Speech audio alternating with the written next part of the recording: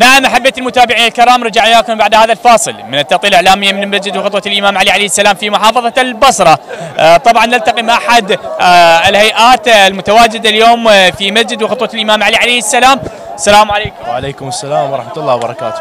أول شيء نبارك لكم اليوم ولادة الإمام الحج المنتظر. إن شاء الله مبارك للجميع هذه المناسبة العظيمة.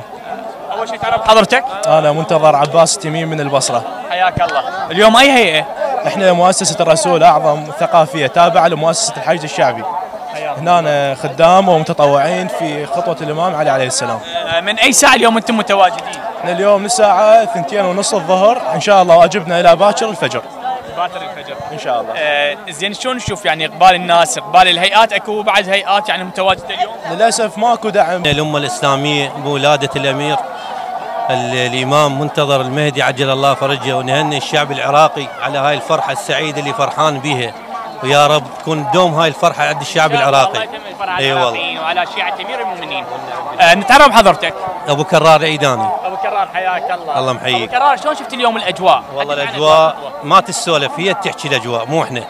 دائما متواجدته؟ اي دائما بالولادة هنا وبكربلاء، بس السنة ما رحنا، اجينا هنا فرحنا. كرام بولادة الإمام المهدي عجل الله فرجه الشريف.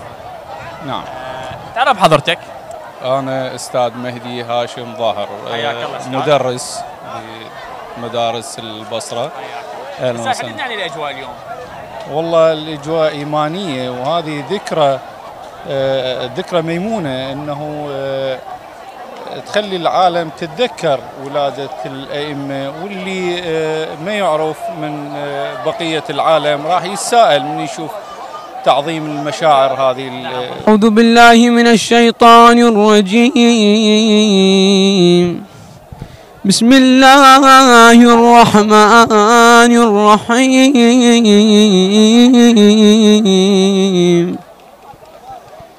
إنا أعطيناك الكوثر. بسم الله الرحمن الرحيم.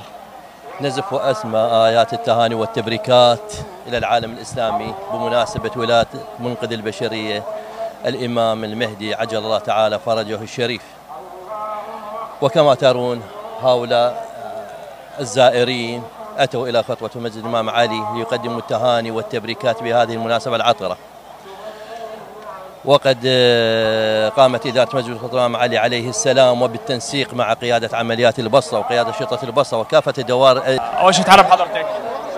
نتعرف بحضرتك. محمد من البصرة. محمد حياك الله. يا حبيبي. أول شيء نبارك لكم بولادة إمام الحج المنتظر. يا حبيبي أشكرك. محمد حدثني عن أجواء الخطوة، خصوصا اليوم زيارة الشعبانية. نعم اليوم الأجواء ما شاء الله أجواء طيبة. تخبر. من أي وقت هنا؟ من قبل نص ساعة. يعني من جهة الطريق هم مزدحم أو؟ لا يعني ماكو ازدحام، تسهيلات. زين دام أنت متواجد بخطوة الإمام علي؟ لا هاي أول مرة طب.